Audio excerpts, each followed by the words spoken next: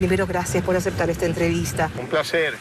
Es una entrevista diferente y quizás la primera inquietud que tengo yo como ciudadana y como periodista es, caramba, tenemos un presidente ambientalista y no lo sabíamos. Porque en todo el recorrido político que ha tenido usted hasta llegar a la presidencia, quizás el tema ambiental nunca estuvo como en primer lugar. Y sin embargo, vemos que desde el 1 de noviembre en que lo anuncia en Escocia, hasta esta fecha de enero ha pasado prácticamente nada. ¿Y cómo se logró? ¿Cómo se hizo esto? Bueno, lo primero es voluntad política, decisión política. Luego la búsqueda de acuerdos y consensos entre pescadores industriales, entre pescadores artesanales y también grupos ambientalistas.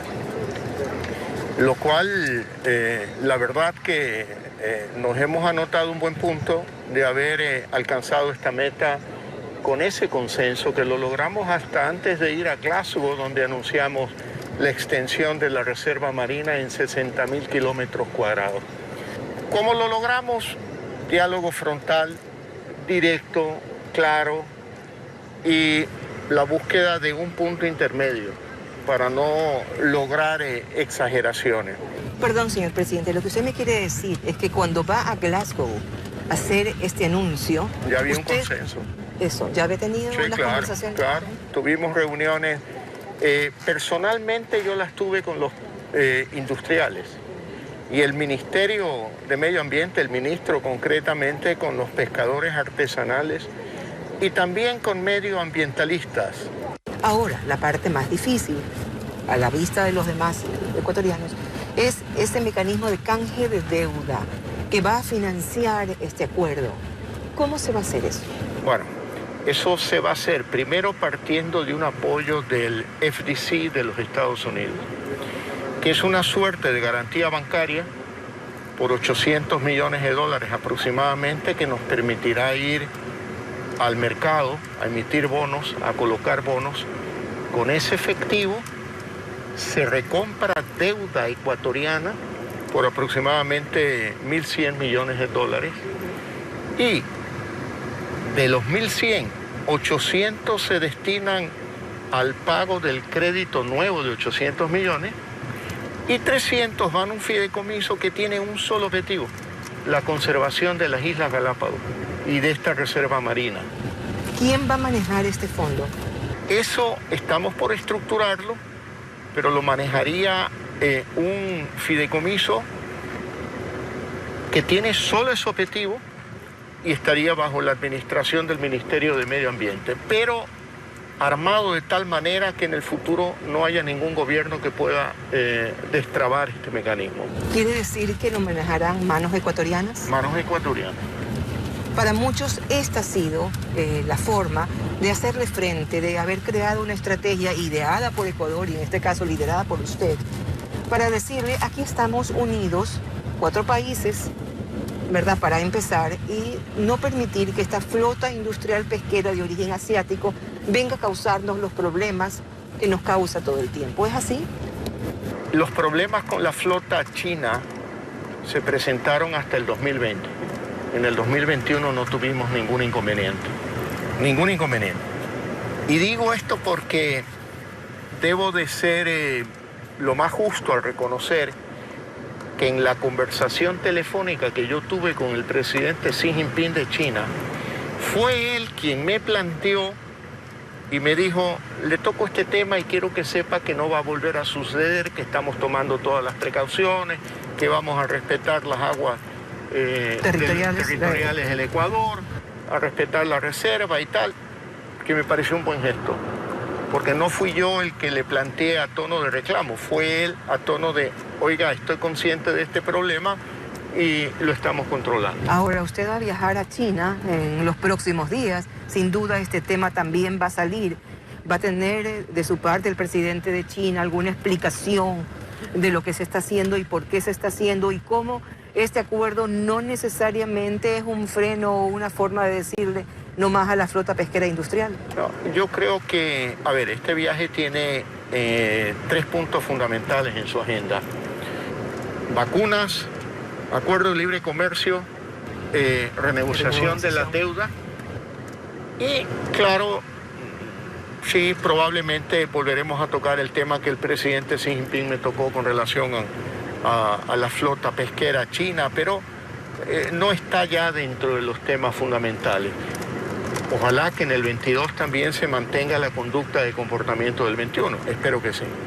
Un evento que se hace más allá del COVID. Un evento que se hace a pesar del COVID.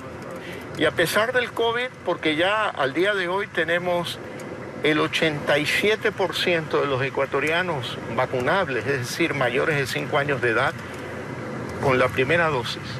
El 81% con 2 dosis y el 10% de la población con el refuerzo, que son cifras en la región, en todas las Américas, en las 3 Américas, es la tercera mejor cifra después de Chile y Uruguay. Okay. Chile, Uruguay y Ecuador. No tendremos otro confinamiento. No tendremos un confinamiento, porque eso impactaría negativamente en la economía, impactaría negativamente en el estado de ánimo de los ecuatorianos y no resolvería fundamentalmente el problema. En primer lugar, indicadores de vacunación que llegan hasta el 87% en una vacuna y 2 dosis al 81%, son indicadores que compiten globalmente, como ya lo dije, el tercer mejor indicador de las 3 Américas. Debemos estar tranquilos los ecuatorianos. Yo creo, y en esto le doy gracias a Dios, que el proceso de vacunación fue exitoso, fue muy rápido, fue un ejemplo a nivel mundial. Y eso es lo que tiene protegido fundamentalmente a la población ecuatoriana.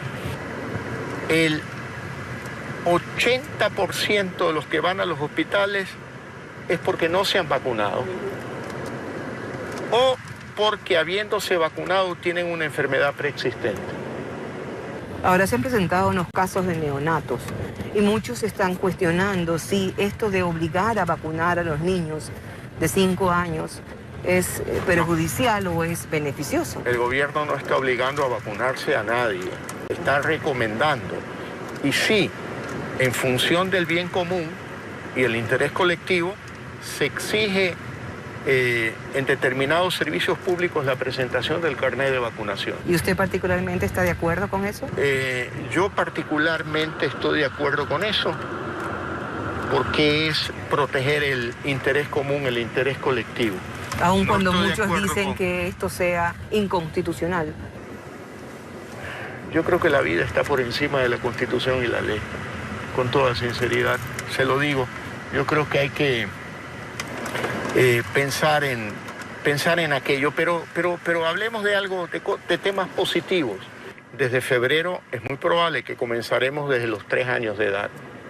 Y uno de los temas importantes, pero dentro de puntos varios de viaje a la China, es pedir ayuda por más dosis de vacunas para vacunar a este universo de ecuatorianos de 3 hasta 5 años de edad, que son cerca de 700.000.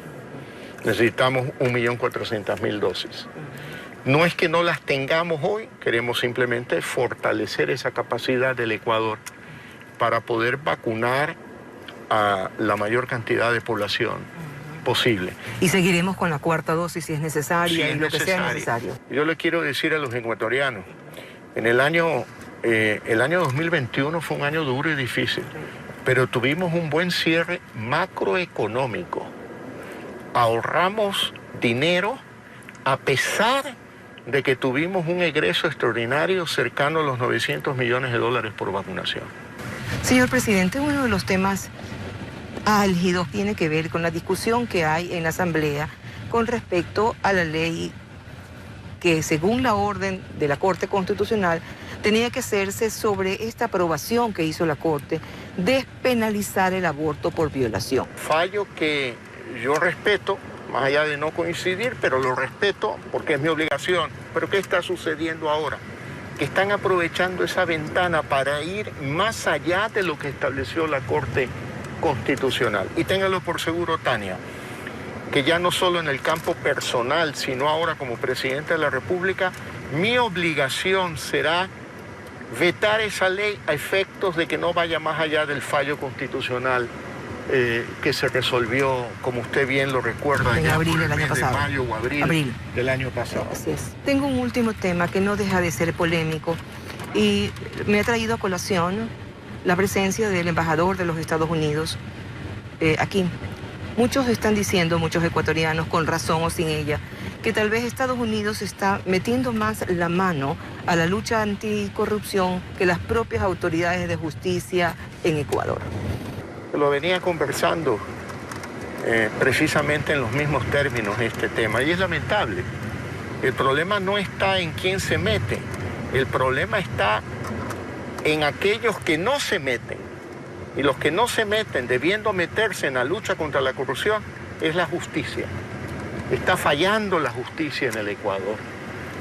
Y prácticamente las decisiones del gobierno americano respecto de las visas de algunos ecuatorianos se está convirtiendo en un sustituto, y no debería ser así, de la acción de una justicia eficiente para sancionar la corrupción, para luchar contra la corrupción. Pero vea usted algo que es importante, que no le hemos tocado todavía, el tema de la seguridad. El tema de la inseguridad deviene también de un problema de falencias en la justicia. Falencias en la justicia y falencias en el sistema legal penal del Ecuador. Abuso inclusive de la prisión preventiva. Entonces tenemos que trabajar en el diseño, en la arquitectura institucional de la justicia, en una evaluación de jueces y reformas legales, sobre todo en el campo penal. Ahora, ¿y cómo lo hace usted siendo presidente y no interfiriendo en la justicia? Bueno, usted toca un punto muy importante, porque trata a un republicano respetuoso de la independencia de poderes. Pero cuando entran en crisis aquellos poderes, ¿dónde quién acude? ¿Donde el presidente? Donde el presidente de la República. ¿Y entonces cómo el presidente resuelve? Yo estoy consultando con algunos ecuatorianos que tienen experiencia, conocimiento y están mejor preparados que yo para tocar estos temas, y estoy llegando a la conclusión de pedir asistencia internacional al BID, a la CAF, al Banco Mundial, para volver a hacer una reforma de la justicia que sea resuelta por los ecuatorianos por vía de una consulta popular.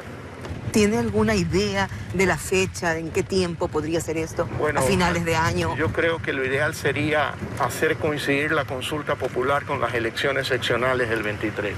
Evitarle costos innecesarios al Ecuador y que ahí el pueblo ecuatoriano resuelva esto, como también no está decidido, pero es muy probable que le planteemos al pueblo que resuelva sobre las reformas laborales que requiere el Ecuador. Y yo le quiero decir al pueblo ecuatoriano, el 70% de la fuerza laboral del Ecuador no tiene empleo formal. Apenas 3 de cada 10 tienen un empleo. Entonces, ¿de qué regresión de derecho hablamos cuando el 70% no tiene el derecho más elemental, que es el derecho al trabajo? Si no lo quieren resolver en la Asamblea Nacional, si lo quieren politizar, bueno, que sea el pueblo ecuatoriano el que resuelva sobre una reforma laboral a través de una consulta popular.